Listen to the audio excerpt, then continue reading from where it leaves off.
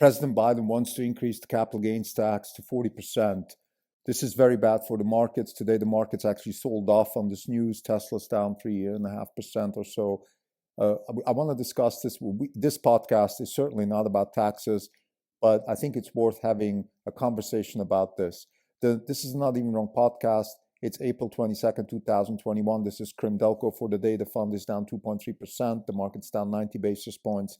For the year, we are up 80 basis points. The market's up roughly 9.2%. We are underperforming by roughly 8.5%. So today, the market was roughly flat. We were actually up about 1% in the first couple of hours of trading. And then the news broke that the Biden administration wants to increase the capital gains tax to 40%. Now, this is not new. Biden has threatened during the campaign to do that. And I think the market is, on the one hand, not expecting it to happen. On the other hand, also probably forgetting a little bit and sort of getting complacent. Nevertheless, having said all of that, today the market then sold off. I think, let's say the indices were down like 1.5% from their peaks. Like I said, Tesla lost about 3%, something like that. And we at Orange Capital Partners also lost a good 3% of performance within about 2-3 hours. And now let me discuss first what it actually means to raise the capital gains tax, then why the markets are jittery and what it means from a policy perspective. And obviously we're very much against it. So the capital gains tax is a tax on capital gains. So first of all, you have to realize the capital gain, just to be clear. There have been talks that Janet Yellen, our Treasury Secretary, wants to even introduce some sort of unrealized capital gains tax, which would really be a wealth tax. That hasn't happened, and we haven't heard much about it. So let's not even discuss this, because this would be certainly a very terrible act of policymaking. The realized capital gains tax is intact. We have a 20% realized capital gains tax. Which basically means that if you put $1 million to work, you make $1 million in profit, you realize you pay $200,000 in tax. As far as I know, you can't really deduct a lot. Let's say the typical deductions don't work here. It's a little bit different for investment companies whose business is actually to invest.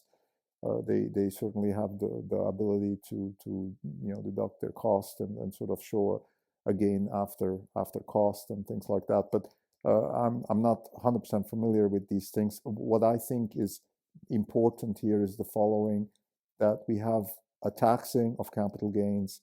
And like I said, let's say for an investment firm, you would then, before you tax it, also consider the cost that the company or the investment firm occurred to actually get to those capital gains. They should be deducted from the profit. But nevertheless, once all is said and done, you get taxed 20%. Now, the idea is that capital is something like labor and land. It's a factor that can be put to work to generate profits. It's a factor that is necessary for the economy to function. And we tax it because the government needs money. And we tax it in a sense that we only tax it if there's a profit. So in a sense, the government takes 20% of your profit, a little bit like a hedge fund in a sense. They just take 20% of the profit that's made. I don't want to compare it to hedge funds at all, because the government really doesn't contribute to the profits that you make as an investor, but they take the 20%. Now, that in itself is debatable. Is it a good thing? Is it a bad thing? Should capital be taxed at all? Should labor be taxed? If you ask me, I think if you have an income tax, then it's a double-edged sword. Taxing capital is, on the one hand, obviously a fair thing. People that have capital are typically rich, so you're kind of having an indirect tax on the rich, and that's fine. But then capital is really the main ingredient of progress.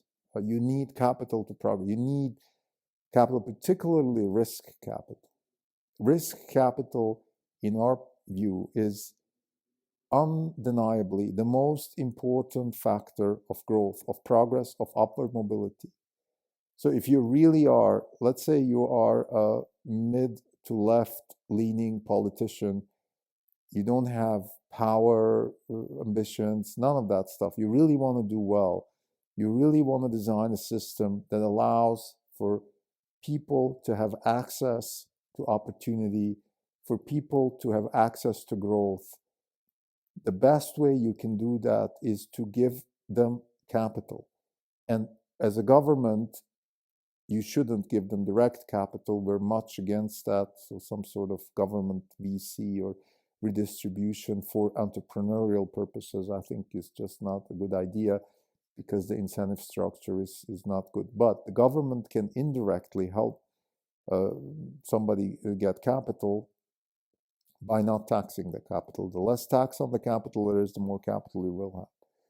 This is true within the system, and of course it plays out even more extreme if you take competition into consideration. So if we tax capital but other countries don't tax capital, it is highly likely that entrepreneurs and capital formation will happen in other countries. And this is a key word, capital formation. No matter how you look at a country, no matter how you look at wealth, no matter how you look at progress, nothing happens without capital formation.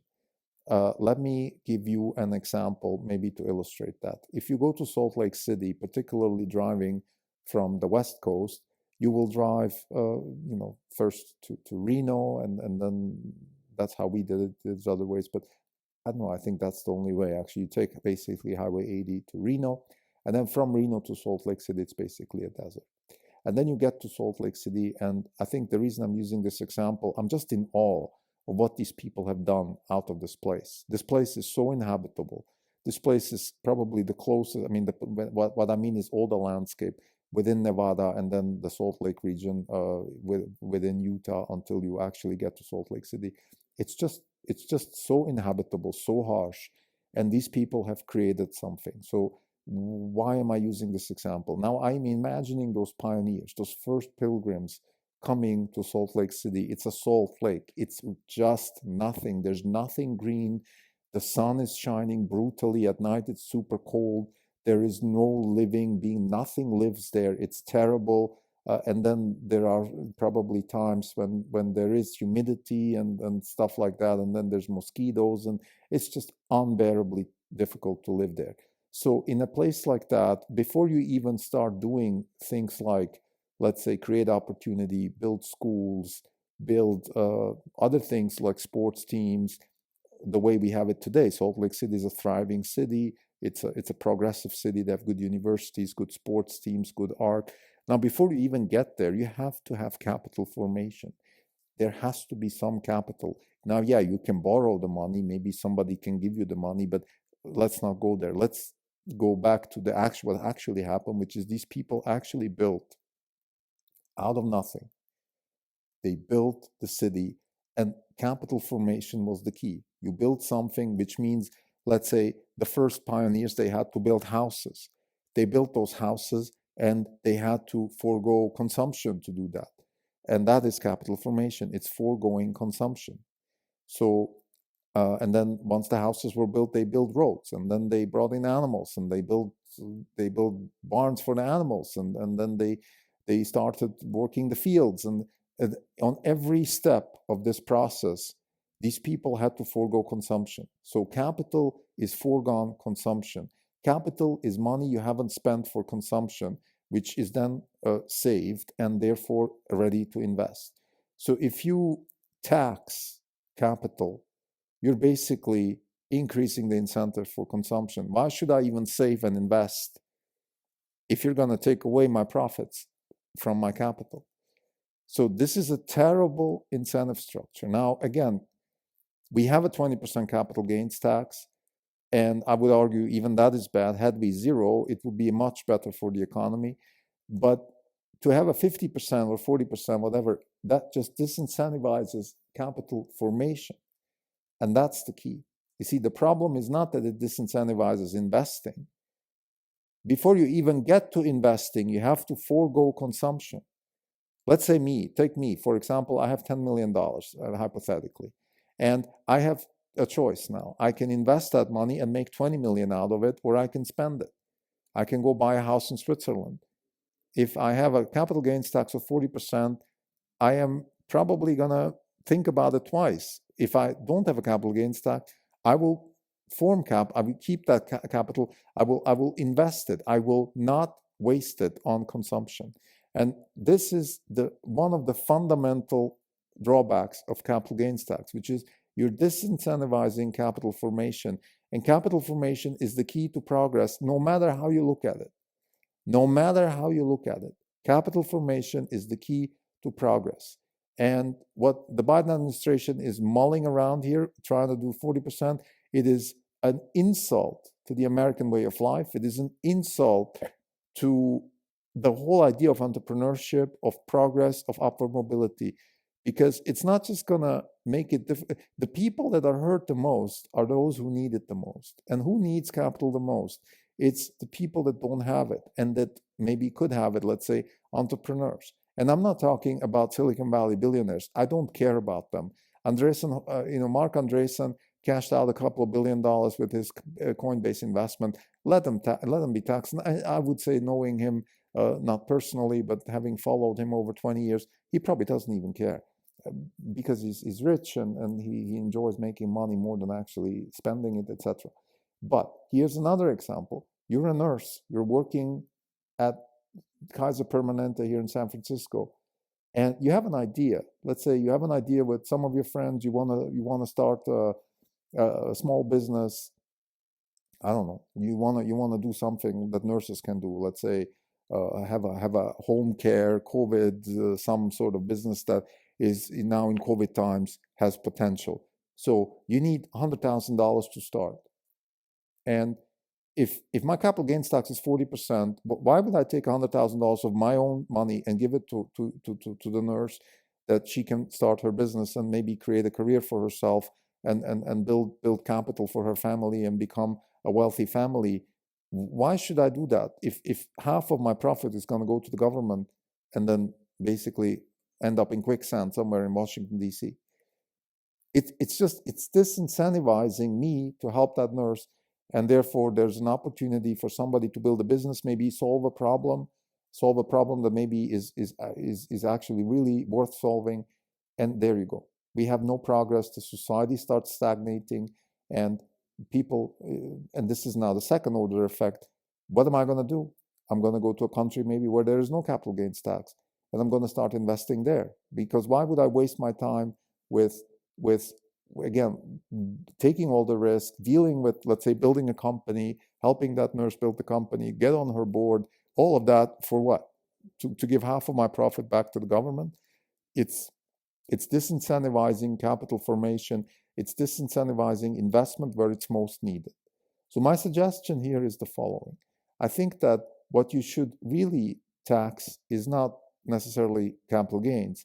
What you should tax is sort of risk-free capital gains, or you should have risk-adjusted capital gains. The less risky they are, the higher the tax should be. And the more risky they are, and the more, therefore, upside potential there is for the people who receive the capital. And this is the key. The people who receive the capital, they are the beneficiaries of the capital. And we, as a society, in our system, I would say all are beneficiaries of risk capital, because risk capital is what creates new jobs, what creates new opportunities, what solves problems of existing problems, and creates potential to solve new problems, and therefore creates new entrepreneurial opportunities. If it hadn't been for the guys that created Instagram, the influencer economy would not have thrived as much as it does. And if it wasn't for an influencer economy, you wouldn't have new advertising agencies that are focused on influencer economies. So there is a second, third, fourth X order effect on top of all these innovations that we believe will hurt if we have a capital gains tax. So to conclude, I think it's perfectly understandable that the market is selling off.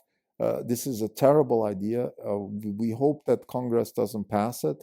And if Congress passes it, we will see capital flight. We will see disincentivized investment in the US, which will have long-term terrible consequences for American growth, for American inflation, for American capital formation. and most likely it will be reversed anyway by the next Republican presidency or Congress or both.